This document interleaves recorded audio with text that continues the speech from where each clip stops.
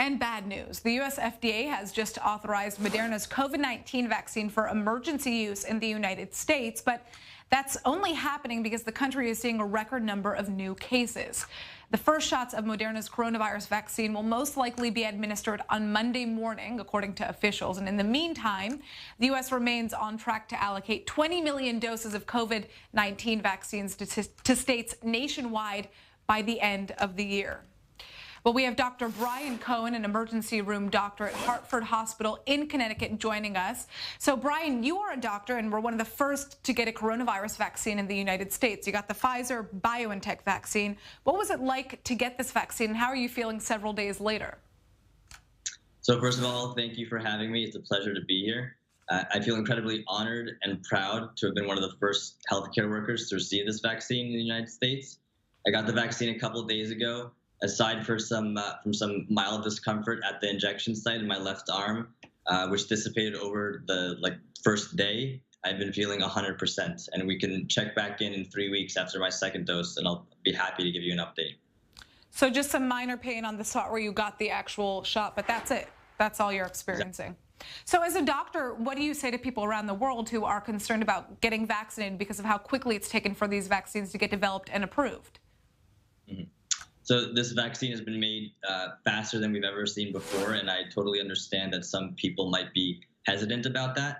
I feel confident in the science behind the vaccine and recognize that many brilliant minds stopped what they were doing and came together with the common goal to get this out to the public in a safe and effective manner. So I see it as an accelerated timeline, but that doesn't mean that the quality is compromised. For anyone who wants to read about the science for themselves, I strongly encourage them to read the paper that the New England Journal of Medicine published about the Pfizer and BioNTech vaccines results. Okay, now you're a frontline worker who has been battling the coronavirus firsthand. What is the situation like in the United States right now? I mean, what are the numbers nationwide, and how does that actually translate to your work in the hospital? So unfortunately, cases are steadily and dramatically rising in every state.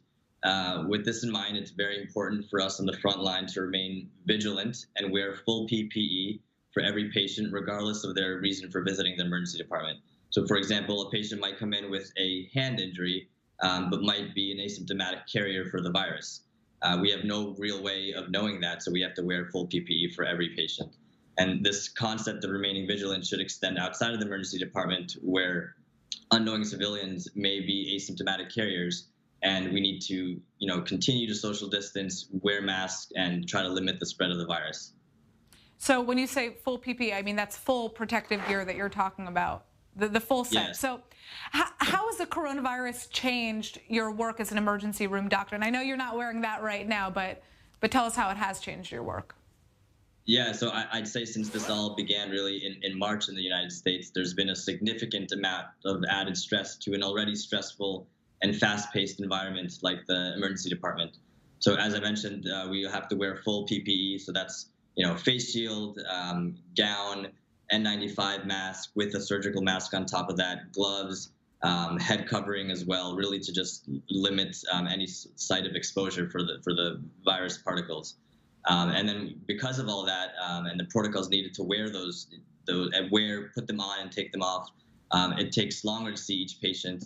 Because we need to fully disinfect our equipment, and that certainly adds to the stress. Why do you think that the coronavirus pandemic has been especially difficult in the United States? That's obviously an issue that a lot of us have been wondering. Why are the cases spreading so rapidly? What's happening? Yeah, so I think that there's many factors that go into this. To touch on a few points, the U.S. is a very populous country with about 350 million people with vastly different beliefs, socioeconomic statuses, and access to healthcare. There's also 50 states in the country, each with their own governing bodies and own coronavirus guidelines and protocols. And certain states require mask wearing at all times, while others do not. And these disparities certainly contribute to the overall case transmissions.